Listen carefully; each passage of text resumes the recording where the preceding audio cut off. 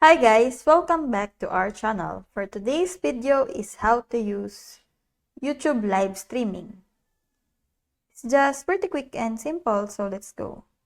Now, what we're going to do is go inside the app, the YouTube app, then press the plus sign here to go live, and press go live.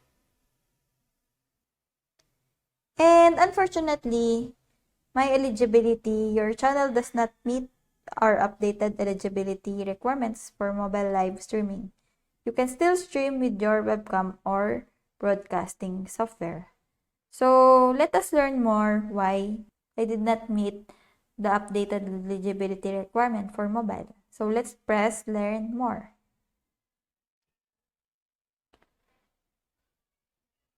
So to use YouTube live streaming, there's a requirement with this. So you should have at least 50 subscribers and no live streaming restriction within the last 90 days on the channel, and verify the channel. So to enable live streaming, you may need to wait 24 hours before you can start your first live stream. You should have an Android 5.0 device. So if you have under 1,000 subscribers, to help make YouTube a safe community for everyone, YouTube limit the number of viewers on the mobile live stream, and the archive live stream will be set private by default.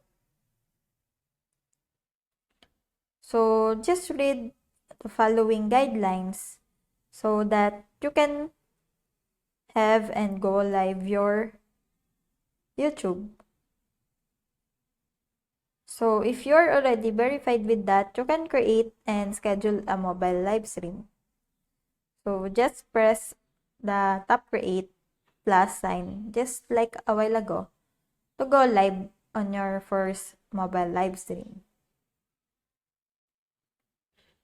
So that's it. I hope that you learned something and this video helps. If you have any questions or comments, kindly put it in the comment section below and make sure to subscribe and like to our channel. Thanks!